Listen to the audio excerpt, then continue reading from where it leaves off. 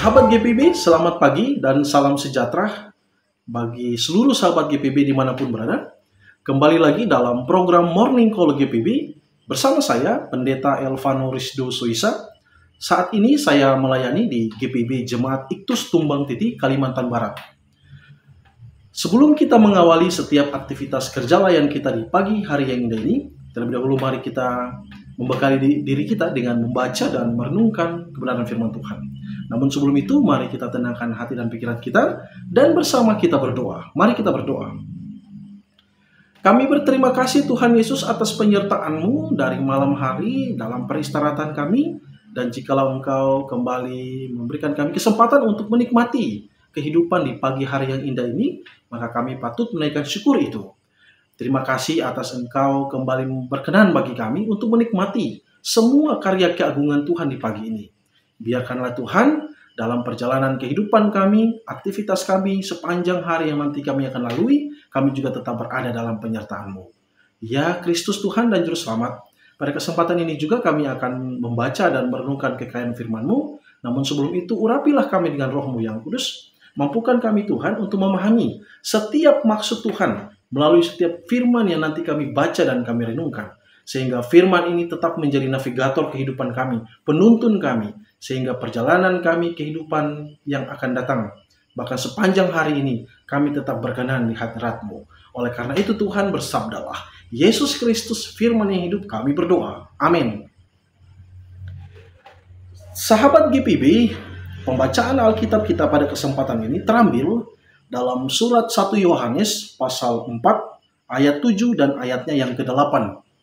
Surat 1 Yohanes pasal 4 ayat 7 dan ayat 8 saya akan membacakan bagi kita semua. Firman Tuhan menyatakan, saudara-saudaraku yang kekasih, marilah kita saling mengasihi, sebab kasih itu berasal dari Allah, dan setiap orang yang mengasihi lahir dari Allah dan mengenal Allah. Barang siapa tidak mengasihi, ia tidak mengenal Allah, sebab Allah adalah kasih. Demikian pembacaan Alkitab.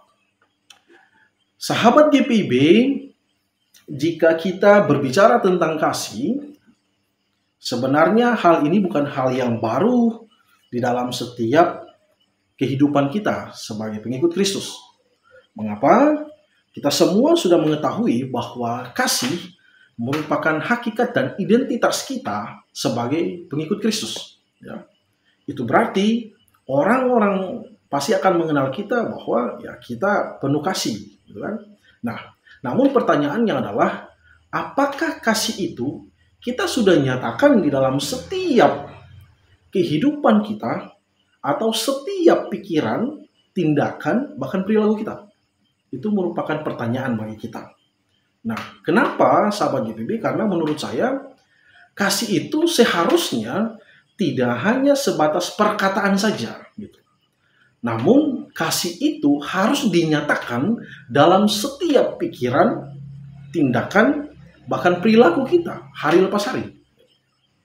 Ada satu pernyataan yang mengatakan demikian. Kasih dapat dikatakan kasih ketika kasih itu dinyatakan dan tidak hanya diperkatakan. Dinyatakan dan tidak hanya diperkatakan. Itu berarti satu ajakan bagi kita bahwa untuk kita berbicara tentang kasih, harusnya kita dapat nyatakan itu di dalam setiap kehidupan kita. Baik dalam tindakan, pikiran, bahkan perilaku kita. Karena kasih itu harus tersentuh. Baik untuk pribadi kita juga terhadap yang lain. Nah, namun sahabat GPB, saya melihat juga ada makna kasih dari perspektif lain. Yaitu saya melihat di sini bahwa ternyata kasih juga dalam bentuk kesetiaan. Gitu. Ketika kita setia, maka kasih itu akan melekat dalam kehidupan kita. Kenapa? Karena ketika kita berbicara tentang iman kita, ya, maka hal yang harus kita ingat bahwa kita harus nyatakan kasih itu dalam kesetiaan kita, kesetiaan untuk mengikut Sang Kristus. Gitu. Dalam iman kita. Kita harus nyatakan dalam bentuk kesetiaan kita, ya, kita hidup bersama Kristus, kita tetap bersama Kristus, bahkan nanti kita berakhir juga bersama dengan Kristus. Oleh karenanya kesetiaan. Oleh karena itu sahabat GPB, pada kesempatan ini saya mau mengajak kita semua untuk memahami tentang prinsip kasih.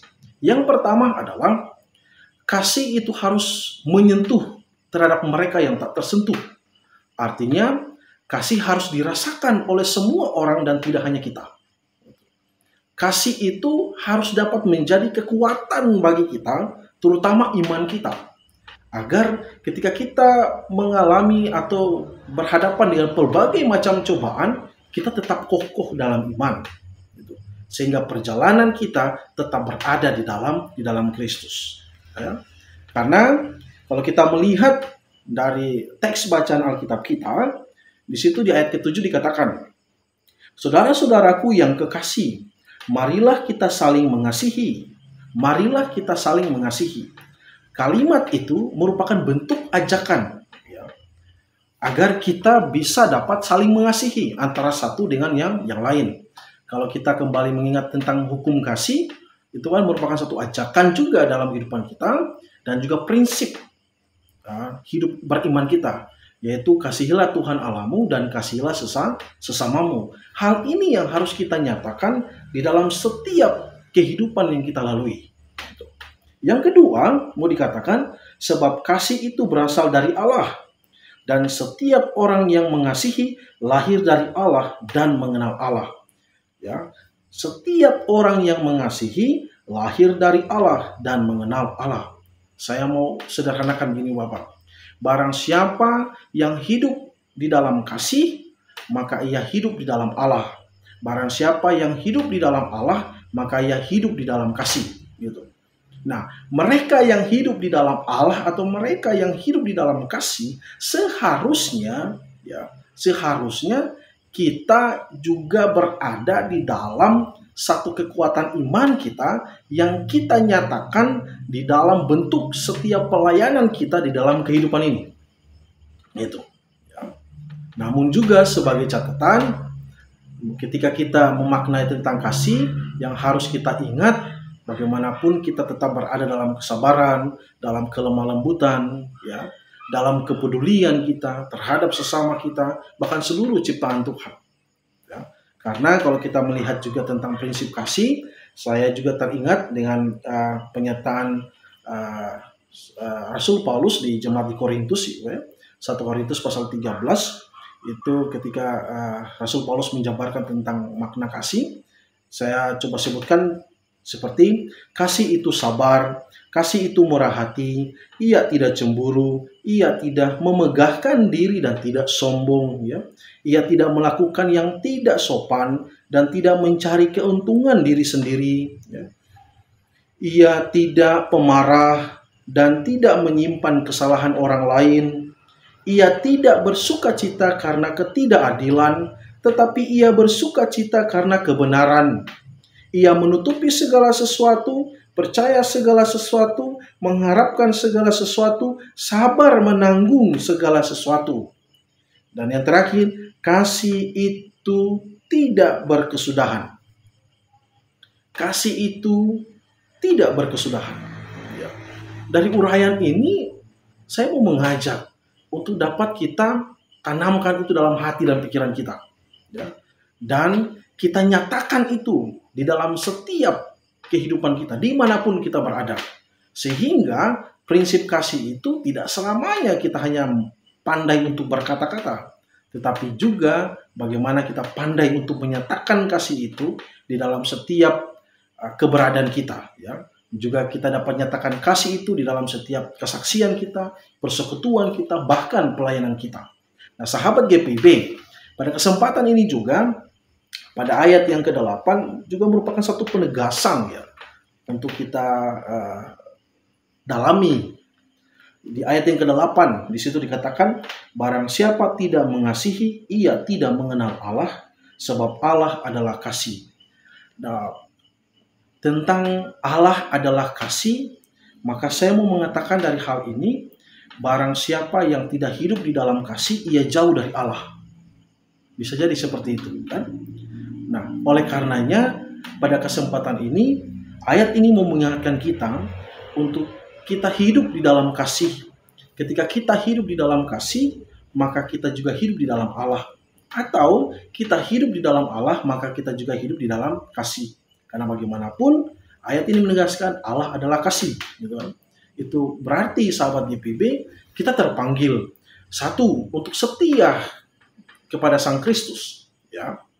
Kedua, kesetiaan itu kita nyatakan di dalam pelbagai macam bentuk keterpanggilan pelayanan kita, ya. Kasih itu mengajarkan kita juga untuk menjadi terang di dalam kegelapan, ya. Kasih itu mengajarkan kita untuk peduli dalam kehidupan bersesama. Kasih itu juga mengajarkan kita untuk senantiasa menjunjung kebenaran, keadilan di dalam kehidupan ini. Oleh karenanya, saya mengajak sahabat GPB di masa-masa Advent yang kedua ini, ya, dengan tuntutan zaman yang luar biasa ini, mari kita menjadi pelopor-pelopor kasih itu di dalam setiap keberadaan kita, di dalam setiap pekerjaan kita, dalam setiap pelayanan kita, dimanapun kita berada. Siapa lagi kalau bukan dari kita? Mari kita memperkenalkan kasih Kristus yang luar biasa itu di tengah-tengah kehidupan dunia ini, ya. Mari kita nyatakan kasih Kristus itu untuk senantiasa menerangi dunia yang penuh dengan kegelapannya. Oleh karenanya, mari sekali lagi kita setia dalam kasih itu, dan kita nyatakan kasih itu di dalam setiap kehidupan dimanapun kita berada. Teruslah menjadi cahaya dalam kegelapan, terus sebarkan kasih Tuhan dimanapun sahabat GPB berada. Tuhan memberkati kita semua. Amin. Sahabat GPB, mari kita berdoa. Tuhan yang baik, kami berterima kasih atas sapaan firman-Mu. Biarkanlah firman yang sudah kami dengar dan kami renungkan ini, kami dapat nyatakan melalui setiap kehidupan kami di sepanjang hari ini. Baik dalam pekerjaan kami, baik dalam pelayanan kami, bahkan dimanapun kami berada. Ya Kristus Tuhan dan Juru Selamat. Pada kesempatan ini, kami juga berdoa untuk saudara kami yang dalam kelemahan tubuh, sakit. Kiranya Engkau memberkati Tuhan. Biarlah mereka terus kuat, sabar, dan terlebih Tuhan, mendapatkan berkat kesembuhan dari Tuhan. Bagi saudara kami yang bersuka cita, Engkau juga lengkapi sukacita mereka dengan penuh kasih Tuhan dan terus hidup dalam pengharapan dan kasih Tuhan. Karena bagaimanapun, dalam kehidupan kami, hanya Engkaulah segala-galanya dalam kehidupan ini. Ya Bapa, berkati kami, pekerjaan kami, pelayanan kami, bahkan setiap aktivitas kami sepanjang hari ini. Biarkanlah keberadaan kami senantiasa terus menjadi cahaya di dalam kehidupan ini. Yesus Kristus, Tuhan dan Juru Selamat, kami berdoa. Amin. Sahabat GPB, selamat pagi, selamat beraktivitas. Tuhan Yesus memberkati.